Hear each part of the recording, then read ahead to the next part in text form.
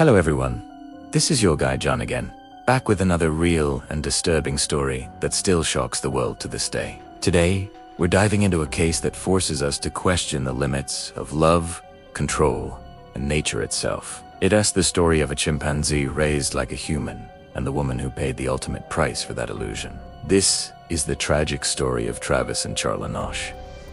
Travis wasn't just any chimpanzee. He was a local celebrity in Stamford, Connecticut, the kind of animal everyone in town seemed to know. He had been in television commercials, rode in cars, dressed in shirts and jeans, and even dined at the same table as his owners. To most people, he wasn't just a pet, he was family. But underneath that friendly, human-like personality was something no one could truly control: a wild animal's unpredictable nature. To understand how things reached that horrifying day in February 2009, we have to go back to where it all began. To the moment Travis entered the lives of a couple who treated him like their own son. Sandra and Charla Herold were, by all accounts, a loving couple. They owned a towing business, lived comfortably, and had no children together. In 1995, they purchased an infant chimpanzee from a breeder in Missouri for $50,000. A baby they named Travis, after a favorite country singer. From the beginning, Travis became the center of their lives. Sandra doted on him endlessly, feeding him, bathing him, dressing him in clothes, and even teaching him how to brush his teeth and use the toilet. She spoke to him like a child. She tucked him into bed at night, and over time she began to see him not as an animal, but as her son. Travis grew up inside their house like a human child would. He sat at the dinner table, ate steak and lobster, drank wine from a glass, and watched TV. He learned to open doors, drive a car around the property, and use a computer mouse to look at photos. He loved ice cream cones and cartoons. Sandra and Jerome proudly showed him off to their friends, who were both amused and amazed. He even became something of a local mascot for the Herold's towing business, riding along in the trucks and waving at customers. But what most people didn't see, or maybe chose to ignore, was the underlying danger. Chimps, even those raised in captivity, are powerful and unpredictable. As Travis grew, he became stronger, easily 5 times stronger than an average man. He weighed about 200 pounds and could crush steel tools or rip through a door if he wanted to. But Sandra believed that because she had raised him like a human, he would never hurt her or anyone she loved. It was a dangerous illusion, one that would eventually shatter in the most violent way imaginable. By the early 2000s, Travis had become a familiar sight around Stamford. People would see him riding shotgun in Sandra's red car, his seatbelt on, a grin on his face, looking like a person. Sandra treated him like a best friend. They shopped together, dined out, and were inseparable. But tragedy struck in 2004 when Sandra's husband, Jerome, passed away suddenly. The loss was devastating. In her grief, Sandra clung even harder to Travis. He became her emotional anchor, her comfort, her companion, her everything. She called him her baby, her life, her world. After Jerome's death, Sandra's relationship with Travis became even more intense and concerning to those who knew her. She talked about him constantly, let him sleep in her bed, and even shared meals and wine with him. Some neighbors noticed that Travis was getting more aggressive and restless. He was, after all, a fully grown adult chimpanzee, living in a human home, not in the wild or a sanctuary. The lines between affection and obsession were blurring fast. Authorities had long been aware of Travis. In 2003, he made headlines when he escaped from Sandra's car and caused chaos in downtown Stamford. Police spent hours trying to capture him as he darted through traffic, pulling open car doors and chasing people. Eventually, they managed to lure him back into the vehicle, but the incident was a warning sign, one that many brushed aside. The Herolds paid a fine, promised it wouldn't happen again, and life returned to normal. But normal for Sandra and Travis was far from healthy. By 2008, Travis was becoming more unpredictable. He had reached middle age for a chimpanzee, and male chimps often become more aggressive during that period. His immense strength, paired with Sandra's growing emotional dependence, created a silent tension, one that only needed a spark to ignite. That spark would come in the form of another woman, Sandra's friend, Charla Nash. Charla was kind, dependable, and loyal. She had known Sandra for years and often helped out around the house or at the towing company. Charla had seen Travis many times and even played with him when he was younger. She trusted Sandra completely, and by extension, she trusted Travis. But that trust would soon lead her into unimaginable horror. On the afternoon of February 16th, 2009, a cold winter day in Stamford, Sandra noticed that Travis had gotten hold of a friend's car keys. He seemed agitated, pacing around the yard, restless and refusing to come inside. Sandra couldn't calm him down, and out of desperation, she called Charla, asking her to come over and help. Charla agreed, unaware that this would be the last ordinary decision she would ever make in her life. When Charla arrived at the house, Travis immediately reacted. He didn't see her as a friend that day. He saw her as an intruder. Maybe it was her hairstyle, maybe her scent, maybe his rising frustration at being confined. No one knows for sure, but something inside him snapped. As Charla stepped out of her car, Travis charged at her without warning. Sandra screamed, but within seconds, the chimp was on Charla, dragging her to the ground. What followed was a scene so brutal, so arriving that even seasoned investigators would later struggle to describe it. Travis began mauling Charla with unimaginable force, biting, tearing, and striking with the full power of his adult strength. He focused on her face, her hands, her neck. Sandra tried everything to stop him. She threw a shovel, screamed his name, hit him with a bat, but it was useless. Travis was in a frenzy, and nothing could stop him. Desperate, Sandra ran inside and called 911. The call that followed would become one of the most haunting recordings in modern true crime history. Sandra's voice was filled with raw terror. She screamed for help, shouting, "He's killing my friend. Send the police." The dispatcher could barely make sense of what was happening. A chimpanzee attacking a woman. It sounded unreal, but the horror was real, and it was happening in real time. When officers arrived at the scene, they were met with a nightmare. Travis charged at the police car, covered in blood, pounding on the windows. One officer fired several shots, hitting him multiple times. The chimp staggered back, bleeding, and retreated inside the house, where he later died from his wounds near his cage. It was over, but for Charla Nash, the nightmare had only just begun. When first responders reached her, they could barely recognize her as human.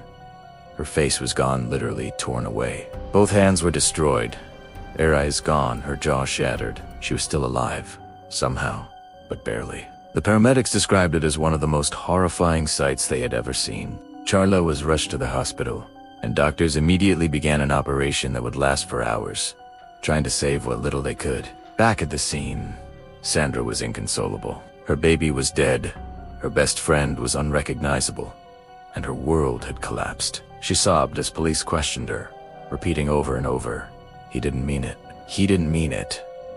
But deep down, even she knew the truth. Travis had always been an animal. No matter how human she tried to make him, nature had the final say. In the aftermath, the attack made national headlines. It was one of the most shocking animal attacks in US history, not just because of the brutality, but because of how avoidable it was. People were horrified. How could someone keep a 200-pound chimpanzee as a pet in a suburban neighborhood? How could the warnings be ignored for so long? As investigators pieced together the details, more disturbing truths began to emerge.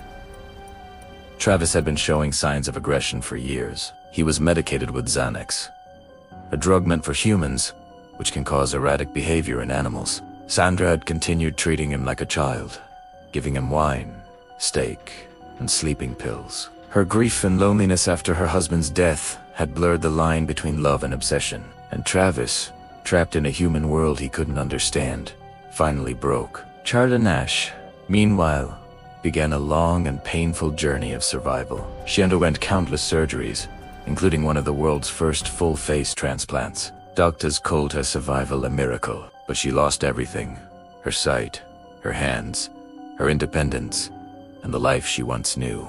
When she later appeared publicly, her courage stunned the world. She said she forgave Sandra, that she didn't hate Travis either. Her only wish was that no one else would ever have to suffer the way she did. But the story didn't end there. The attack sparked massive public outrage and led to legal changes in exotic animal Ownership across the U.S. Connecticut passed new laws banning private ownership of primates over a certain size, and animal rights groups began pushing for stricter enforcement nationwide. As for Sandra Herold, she spent the rest of her life haunted by what happened. She defended Travis until the end, saying he was not a monster, that he was her son. But the guilt never left her. In 2010, just a year after the attack, Sandra died of a ruptured aortic aneurysm, alone, broken, and forever linked to the tragedy she couldn't undo. The story of Travis and Charla is one that forces us to confront the dark intersection between human love and animal instinct. A reminder that no matter how much we humanize nature, we can never erase its wildness. And this was only the beginning of the long road toward justice, recovery, and the questions that still haunt everyone who remembers that February day. The aftermath of that February afternoon was nothing short of chaos. News outlets across the United States, and soon, across the world, broke the story within hours. A chimpanzee had attacked a woman, tearing her apart so severely that first responders couldn't even identify her gender. It sounded unreal, almost like a horror movie, but this was no fiction.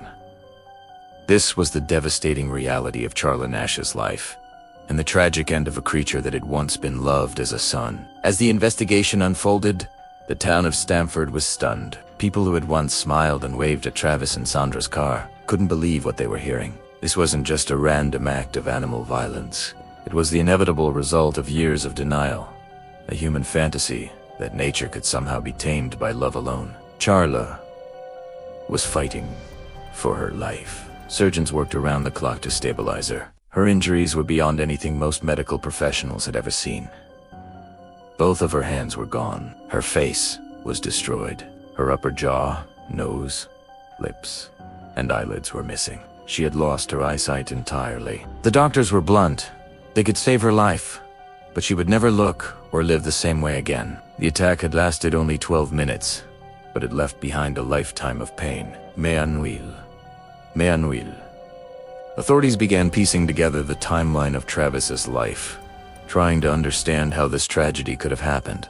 They found prescription bottles in Sandra's home, including Xanax, the anti-anxiety medication she had allegedly given Travis earlier that day to calm him down. Experts would later say that Xanax, in non-human primates, can cause extreme disorientation and aggression. In other words, Sandra may have unknowingly triggered the very rage she was trying to prevent. Animal behaviorists were quick to point out what should have been obvious all along.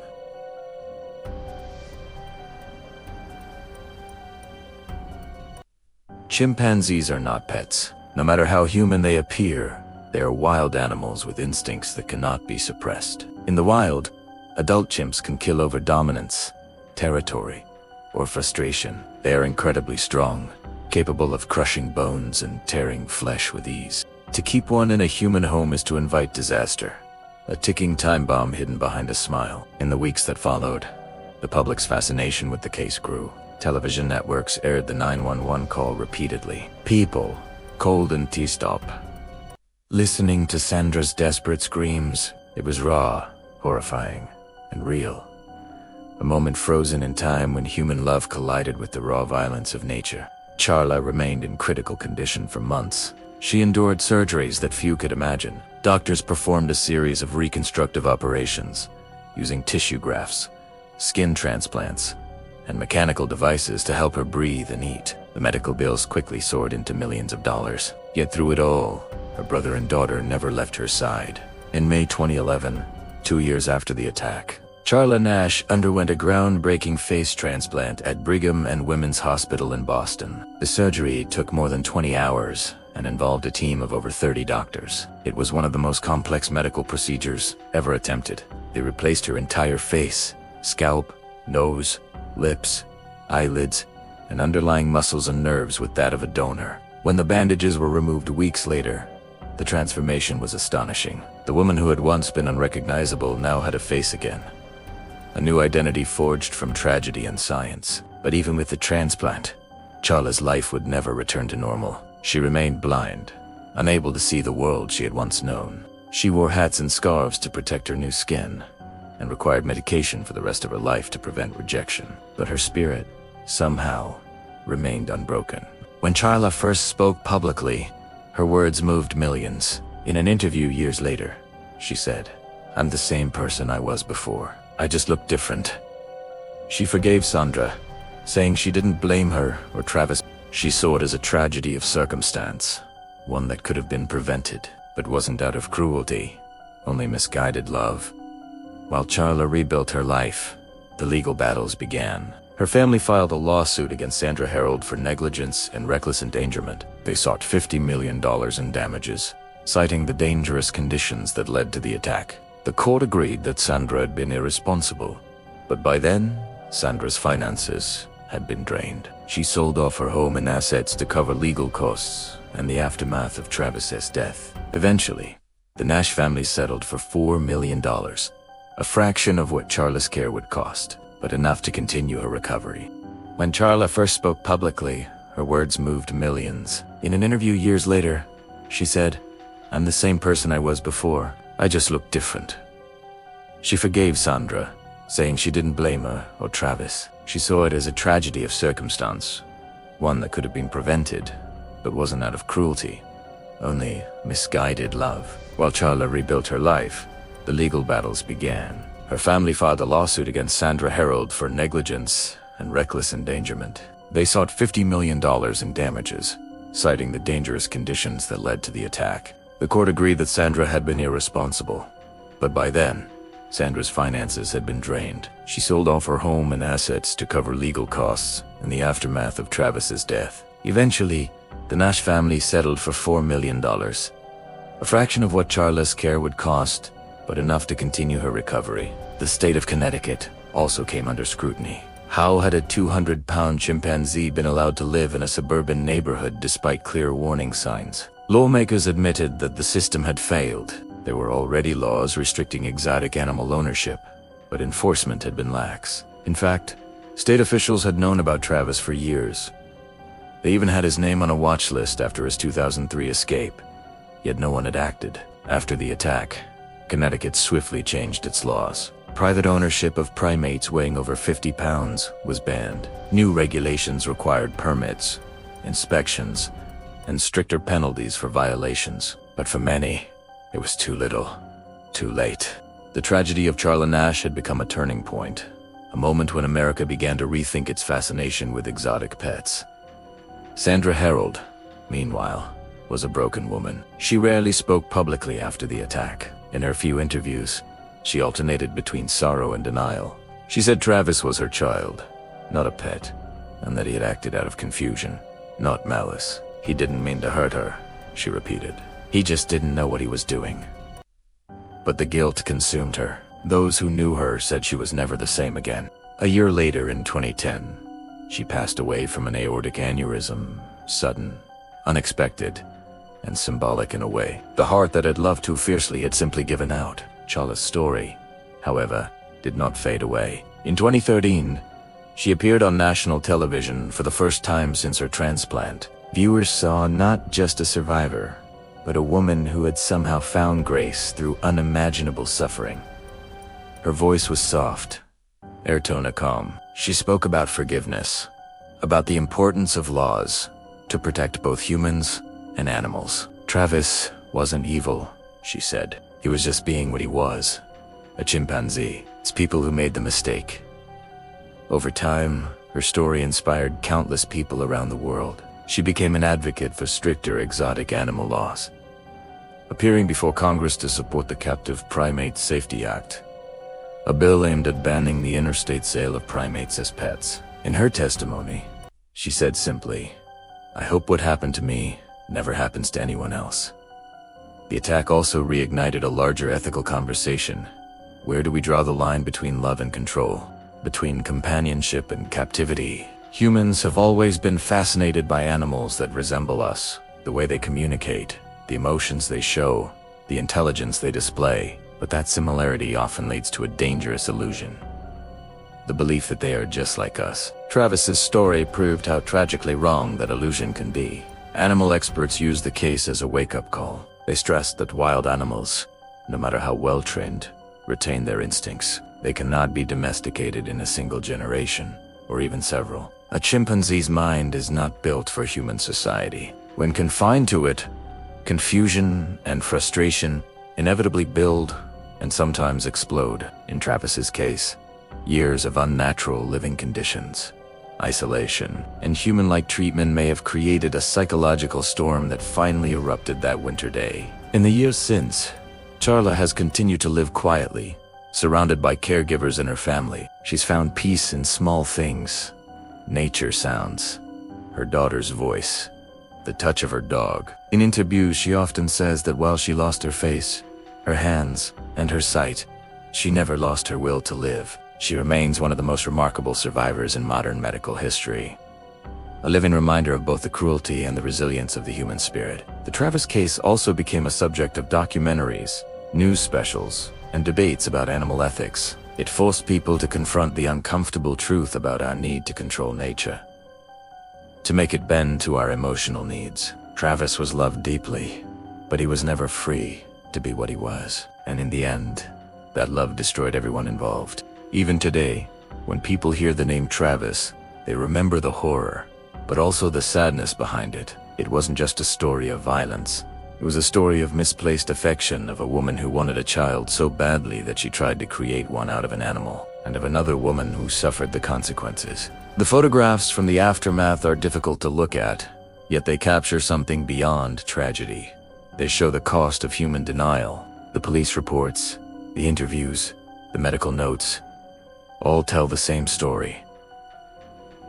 That what happened on that day was not just an accident, but the result of years of blindness. People warned Sandra. Friends told her Travis was getting too strong, too moody. Even animal control officials expressed concern, but she always answered the same way. He'd never hurt me. He's my son. And for years, she was right, until the day she wasn't. As Charla's story spread, she received letters from around the world. People expressing sympathy, admiration, even guilt. Some said her strength gave them hope.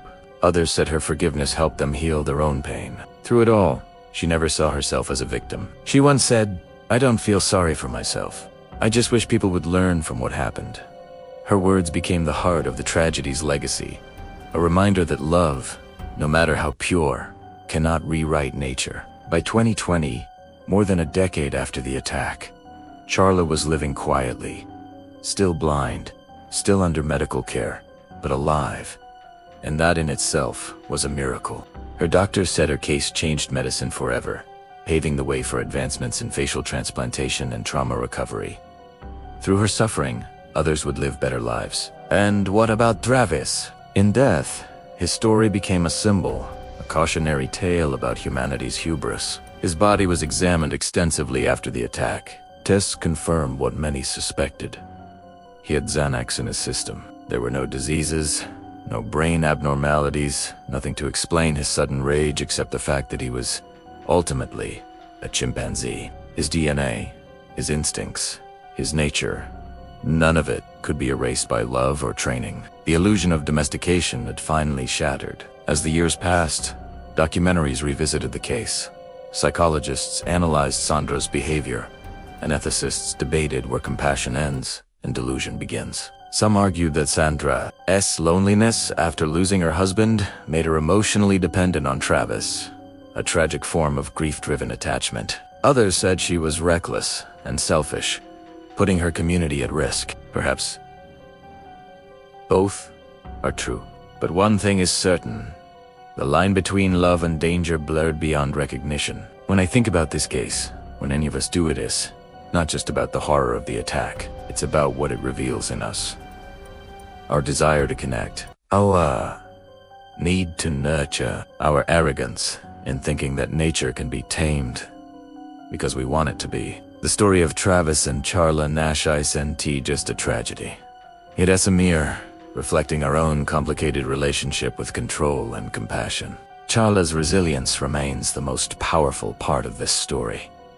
Despite everything, she chose forgiveness over hatred. She turned her pain into purpose, advocating for laws that would protect others. She taught us that even in the darkest moments, the human will to survive and to forgive can outshine the most violent storm.